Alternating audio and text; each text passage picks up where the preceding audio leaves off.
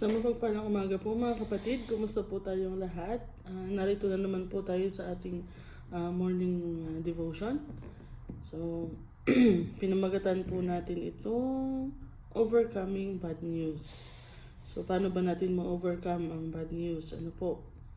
So, ang first po natin ay mula po sa Psalms chapter 4 verse 6.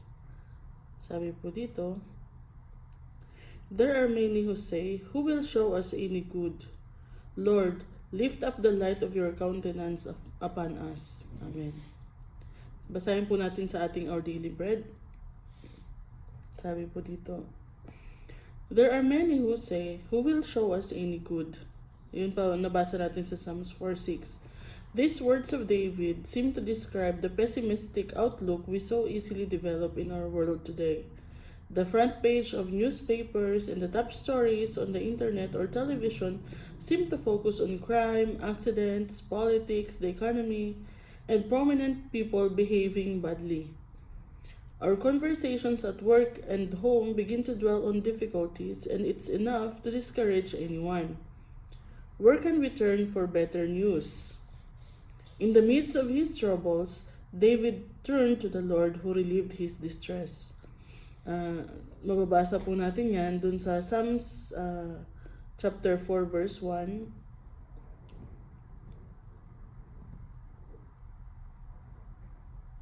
Sabi po, "The safety of the faithful, hear me when I call.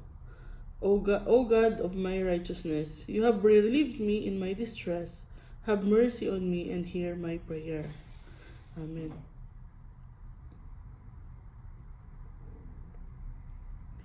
And heard his prayer. Mababasa naman po natin yun sa who relieved him of his distress sa verse 1 and heard his prayer in verse 3 of the same chapter. Ano po? Sabi naman po sa verse 3, "But know that the Lord has set apart for himself him who is godly. The Lord will hear when I call to him." Amen.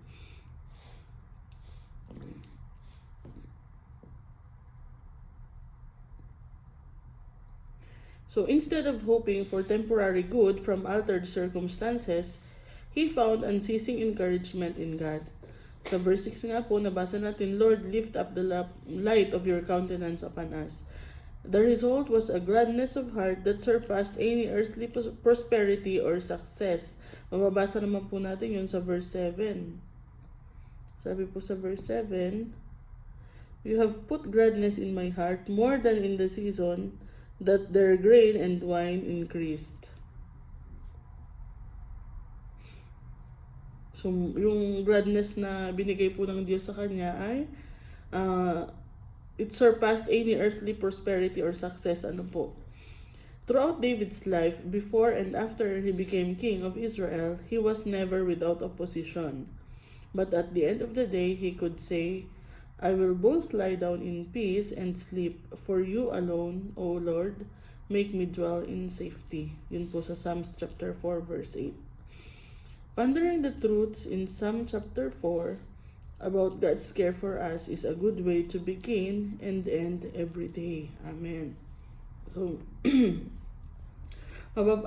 usually po sa atin ngayon, pagkagising natin, yung mga mahilig po manood ng news, magbasa ng mga balita, news and current affairs, usually, ang naibabalita nila ngayon yung negative, pinakamasama, mas pinaka-trending, halos parang minsan pagka mga magaganda yung ibabalita, parang walang masyadong, hindi masyadong napag-uusapan, kaya yung mga ngayon, yung mga media ngayon, talagang nagfo-focus sila doon sa mga karumal-dumal, yung mga matitinding krimen, na ang aga-aga pa lang, gano'n na yung almusal natin, gano'n na yung nafe-feed agad sa ating utak. So, maging sa ito po guilty ako kasi after work, pag magsama-sama, mga magkakapatid or yung mga kapamilya natin, doon tayo nakakapag-vent ng ating frustrations, doon tayo nakakapag-release ng ating stress, ng ating mga sama ng loob sa trabaho or sa kung sino man. So, kumbaga at the end of the day, pare-parehas na tayong pagod. Tapos doon yung pa tayo ng puro negativity ba? puro negativity yung lumalabas sa ating bibig, puro reklamo, grumbling, murmuring sa sa ating mga trabaho, sa school, or kung ano man, ating mga ministry. So parang yun na yung natin, yung araw-araw na routine natin na puro negativity yung naririnig natin, yung nafe-feed sa atin. Ngayon ko napapagtanto, grabe pala talaga ang ginawa ng kaaway dito sa mundo, na yun, mula umaga hanggang gabi yan, puro negativity ang naririnig natin sa paligid natin. So, sabi nga ni David dun sa verse 6, who will show us any good? Saan ba tayo makakakita, makakarinig ng mabuti? Kasi puro negative na yung naririnig natin. Alam naman natin na sa panahon ni King David, ang dami ding mga negative na nangyari sa kanya. So before pa siya naging king, yung lagi siyang hinahabol ni King Saul para patayin siya. Tapos nung naging king naman siya at pa-retire na siya, kumbaga, yung mga anak naman niya, may anak siya nagrebelde sa kanya, away-away yung mga anak niya. So, as in, marami siyang mga marami ding mga pangyayari na masalimuot sa kanyang buhay. Kasi sabi niya, who will show us any good? Tapos, Lord, lift up you the light of your countenance upon us. So, sa verse 7, ito mga na, you have put gladness in my heart more than in the season that their grain and wine increased. So, usually, nagiging biro-biroan natin na nawawala ang stress natin pag sumahod or pag nag-abot ng pera yung ating asawa. Doon nawawala yung ating stress.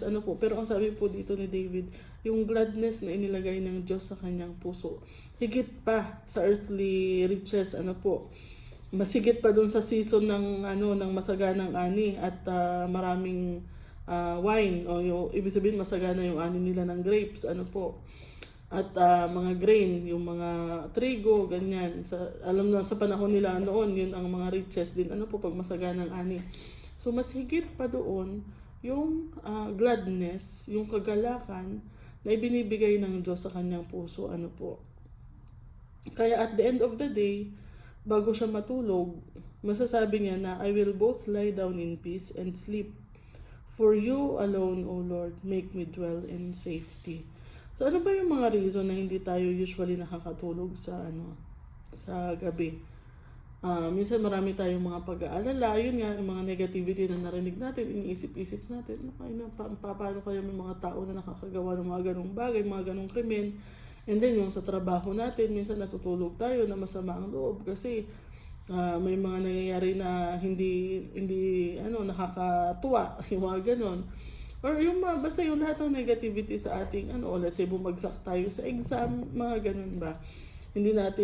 Isa pa yung hindi natin alam kung anong mangyayari kinabukasan, mati-terminate na ba ako, or may trabaho pa ba ako, or makakakuha kaya ako ng trabaho kinabukasan, babagsak kaya ako sa sa school namin, uulit ba ako, makakagraduate ba ako, mga ganun, may kakainin pa kaya kami bukas. Yung ang dami nating mga worries sa sa gabi bago tayo matulog. Ang dami nating mga iniisip, lalo pag yung nakahiga ka na hindi ka pa natulog agad. Medyo hindi ako masyado makarelate kasi ako mabilis ako makatulog Masanda lang ako, tulog ako. Pero may mga pagkakataon din na pag matagal ako makatulog, ayun, kung ano-ano yung mga naiisip mo ba. At usually, mga alalahanin yung ating iniisip sa mga ganong pagkakataon. Pero pagka ipinagkatiwala po natin ang lahat sa ating Panginoon, pagkat nakatingin tayo lagi sa ating Panginoon, masasabi din natin itong sinabi ni David, I will both lie down in peace and sleep. For you alone, O Lord, make me dwell in safety. So andun yung assurance, kaya masarap ang tulog niya, nakakatulog siya ng mahimbing kasi andun yung assurance na safe siya sa kamay ng Panginoon. Hindi siya pababayaan ng Panginoon. Ano man ang mangyari kinabukasan, ang Panginoon ang bahala. Kumbaga, nakalaan na yung buhay niya sa Panginoon. So,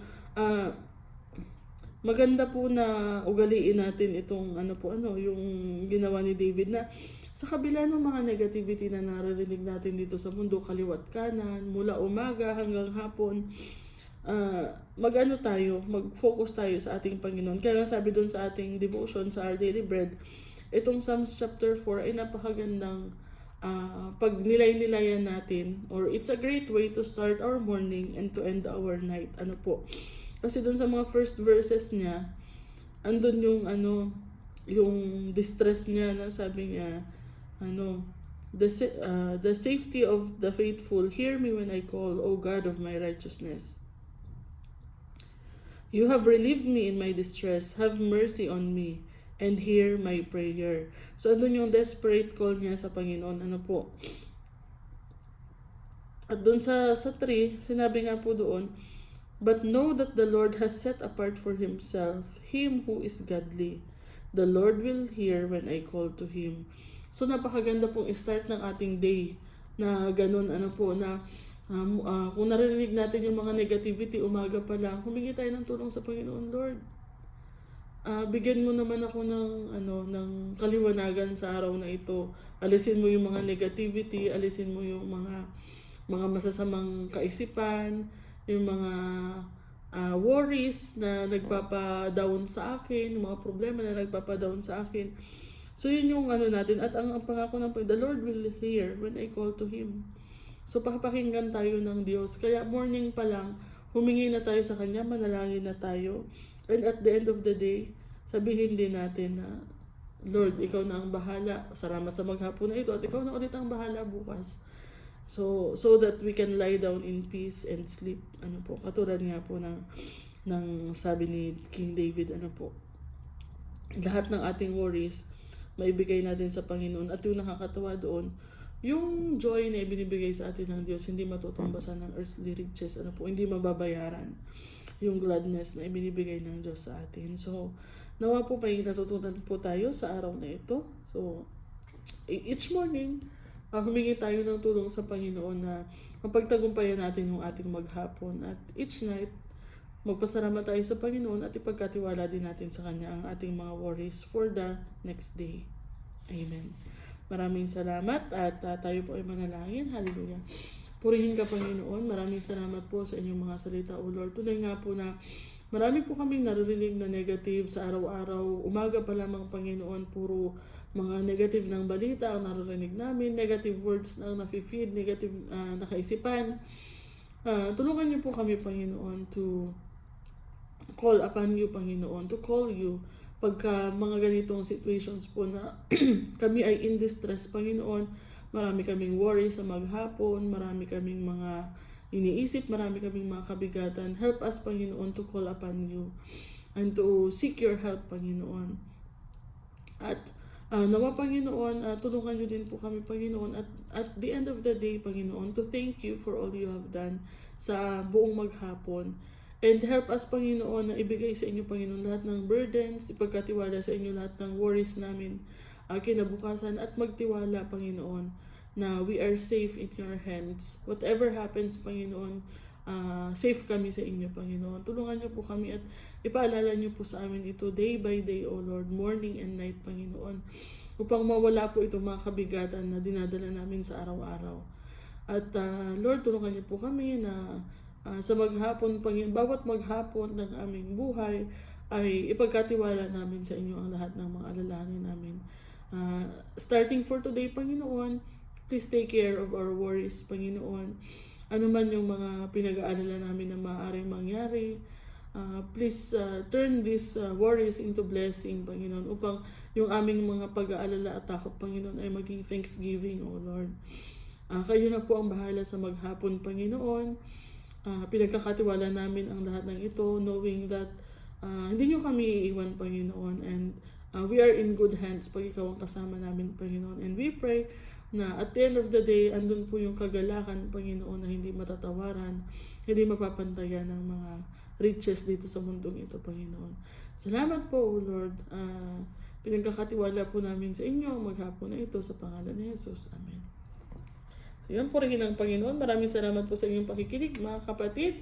Ingat po tayo sa maghapon na mapagpalain ng Panginoon ang lahat ng hawakan ng ating kamay at pagpalain niya lahat ng taong makakasalamuhan natin sa maghapon na ito at padaluyin niyang patuloy sa buhay ng bawat isa ang masaganang pagpapala.